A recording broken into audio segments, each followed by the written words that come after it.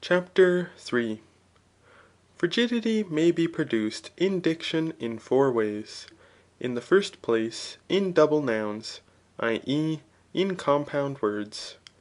As in Lycophron when he says, The many^faced heaven, the mighty*topped earth, and the narrow*mouthed shore. And as Gorgias calls some one a beggarly*mused flatterer, and those who take an oath improperly or properly epiorchesantes and katorchesantes. And as Alcidamas when describing some one who was in a rage, His soul was full of ardour, but his face was of a fiery colour. And speaking of the promptitude of a certain person to fight to the last, he calls him telesphorus, or enduring to the end. He likewise calls the power of persuading telesphoros, and the bottom of the sea quanachrun, or azure coloured. For all these expressions appear to be poetical from duplication. This therefore is one cause of frigid diction. Another cause arises from the use of ancient words. Thus Lycophron calls Xerxes Pelorion Andra, or an immense man. And Siron he calls Sinnis Anir, or a pernicious man. Alcidamas also speaking of poetry says no such a therma or puerile sport is useful to poetry.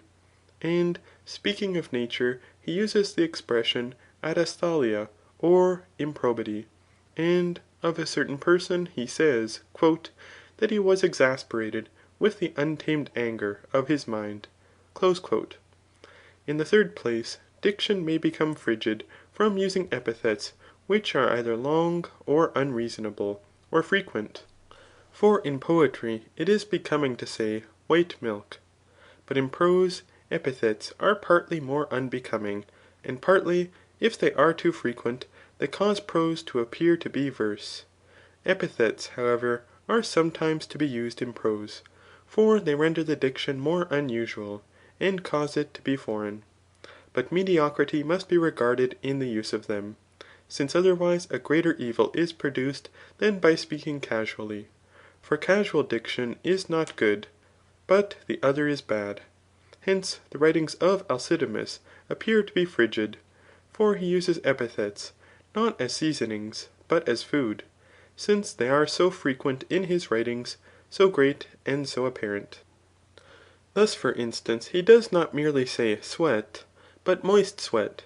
And he does not say that some one went to the Isthmia, or solemn games in honour of Neptune, but to the general assembly of the Isthmian games. Thus too he does not say the laws, but legal institutes, the queen of cities. Nor does he say in running, but with the rapid impulse of the soul. Nor museum, but receiving the museum of nature, and the sad care of the soul, instead of merely saying care. Nor does he say favour, but the artificer of popular favour.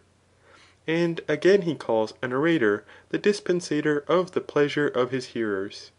And he did not hide himself in the branches, but in the branches of the wood. And he did not cover his body, but the shame of his body. And desire the anti*rival of the soul. But this is at the same time a double word, and an epithet, so that it becomes poetical. Thus too, speaking of improbity, he says, the immense excess of improbity. Hence, those who speak poetically produce the ridiculous and the frigid, by their indecorous diction, and also occasion obscurity by their garrulity. For garrulity dissolves perspicuity, when it is introduced to him who knows the subject, by the obscurity which it occasions. Men however use double or compound words, when a thing is anonymous, and the words may be easily joined, such as time wasting.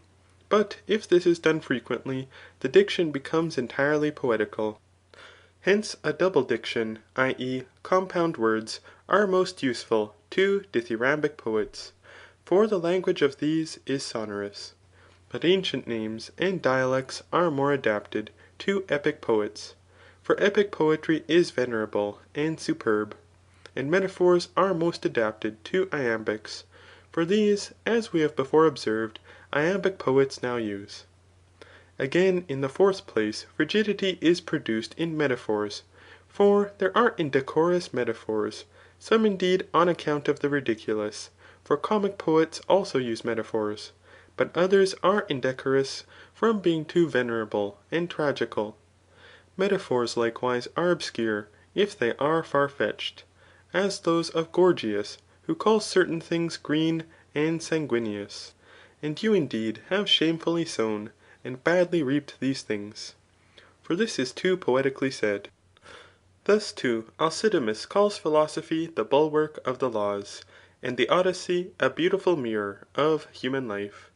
And again he says, Nothing of this kind introduces puerile sport in poetry." For all these metaphors from the causes already mentioned are unadapted to procure persuasion. But what Gorgias said on a swallow which dropped its excrement as it flew towards him, is the best of tragical metaphors. For he said, This is shameful, O Philomel." For if he said this to the bird, the action was not shameful, but to a virgin it was shameful. His defamation therefore was proper, because he alluded to what the bird had been, and not to what it then was.